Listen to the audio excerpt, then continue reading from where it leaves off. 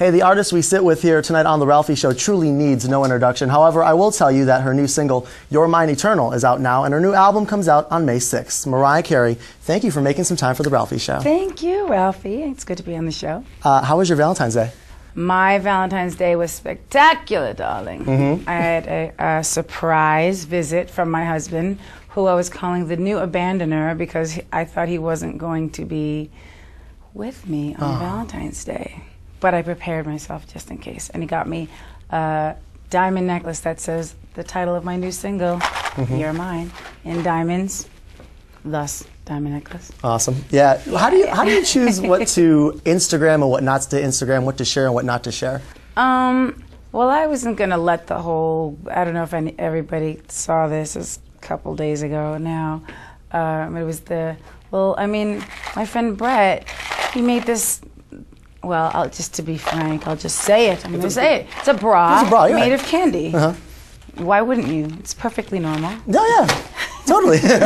And so we documented it just in case Nick didn't show, and then I could just say, you know, hey, I tried. You're working so hard to promote this new single and a new album that's coming out in May. Well, really, I'm working so hard to make sure that, well, I'm still working on the album. Let me preface it by saying that. Okay. I added 3 new songs because I felt like the journey was not yet complete in terms of as a songwriter. And a lot of people don't realize that I do write and produce on my own songs. I collaborate. Collaborating, that's just something that's always been the most fun for me. Like I can sit alone in a room and write a song. That's not a problem, but it's more fun to go back and forth and create, just working with different people. So this album has a lot of that. I work with a lot of good friends, friends that I've known for years, like Jermaine Dupri, and then Rodney Jerkins. So many people.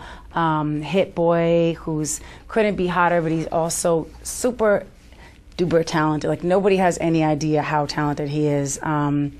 They do, but I mean, people will. I think he's going to be around for a while. And I can't even name everybody, but they're Big Jim Wright, who I worked on The Emancipation of Mimi with. We wrote a song called Fly Like a Bird, and he's just an incredible musician. So I hope I'm not leaving anybody out except for a lot of the collaborations like Wale, Nas. Nas has always been one of my favorite artists. So there's a lot of up-tempo, fun, happy moments, and yet there are those moments of like complete and total misery.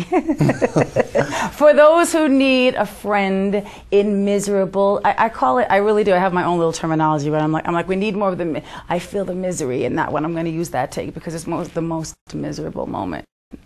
You need it. Did you ever just go through something and then like a sad song can actually help you get over that Absolutely. moment? I mean, you would think like put on a festive, happy song, but you're just not there. No, not at all. And you binge listen to that song too. Absolutely. Which is the other issue. Yeah, well, hey, there's several issues. The thing is that I tried to make this album a journey, and I felt like I was ending on a note that wasn't quite, it wasn't completely representative of exactly what I was trying to say and what I was trying to just give to the world musically and, for myself. Are you there yet? Are you at the end of what you're trying to say? I just have to finish mixing, mastering, vocals, but it's just that I added these new songs at about 2 months ago now. Okay. But there was a reason, and I'm really happy that I did. And also, I dislocated my shoulder, so I had to push the date anyway. I said, well, if we're pushing the date, I can sing. Even I was in a sling for a while. Now, thank goodness, I can move my arms. We're here. We're back. Almost ready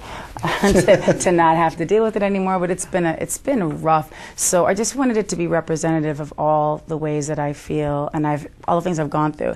Because the last time I released an album was like prior to having babies. Right. You go through a busy stretch regardless of what you have going on in your professional career at this time of year, because then your birthday's next month. I don't have birthdays. Oh, no? No. How does that happen? Well, I just have anniversaries. Ah. I decided to do that. Okay. And I've noticed that people who decide not to have birthdays, they just don't have them.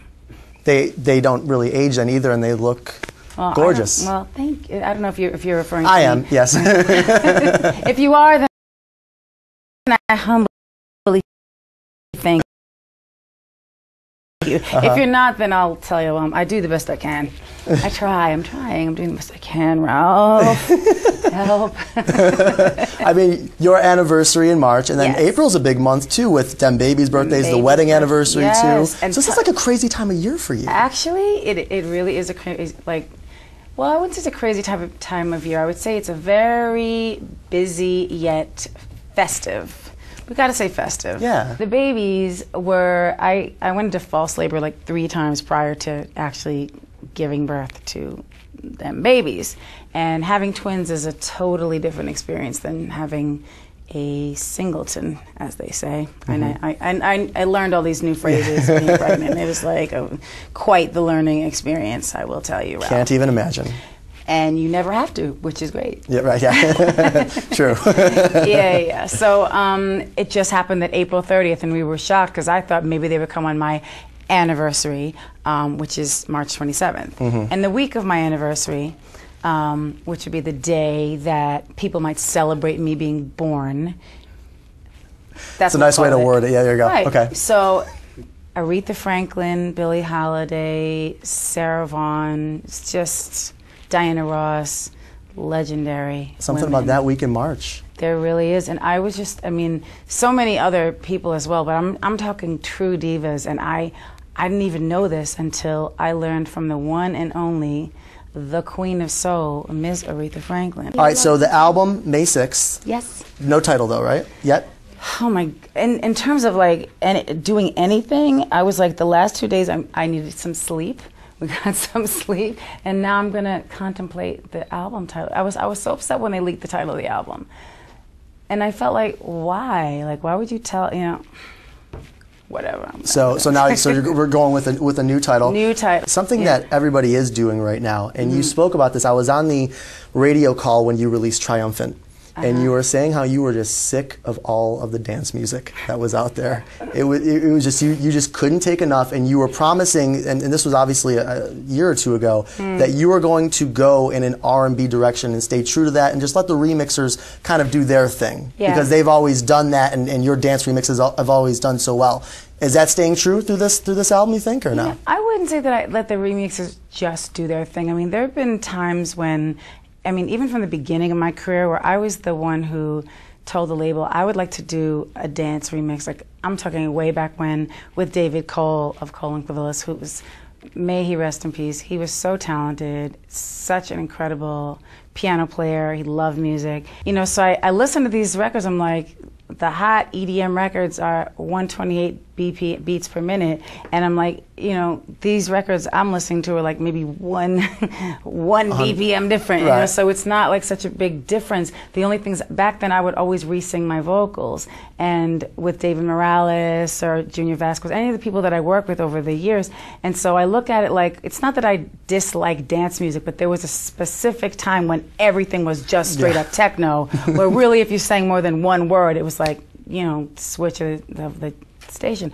I mean, some people got away with singing more through those types of records, but for me, it's like, I'm not going to say, I wasn't bashing it at all, but all I was trying to say was, I'm never going to leave my love of R&B, and I'm not going to jump on a bandwagon. I love R&B, and even if I do a song that does incorporate dance music elements in terms of like a synth sound or something that not, people might not, it might be subliminal. People might be like, oh, there's something I like about that, but I can't quite put my finger on it. You know, I don't want to say anything negative, and of course I will cover the dance market. And I think that this, when I re-sang the record, I was like, I like this. Like, I really do. As long as the chords are something that, you know, I mean, the remixers can change them and do whatever they want.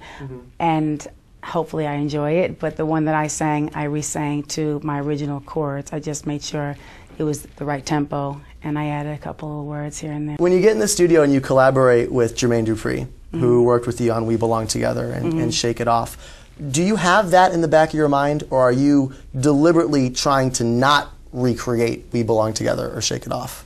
Well, interestingly enough, we did not write this song, You're Mine Eternal, and a lot of people are saying, the new single. The brand new single, You're Mine Eternal, which I didn't give you your candy. Here it is. Thank you. You're very welcome. Them babies love it. They do never try to keep it away from them. Right, yeah. Don't want to be feeding them too much candy. No, that's Nick. Nick Right. loves to give him the candy. I'm like, but you love the organic gluten-free lollipop. Yay!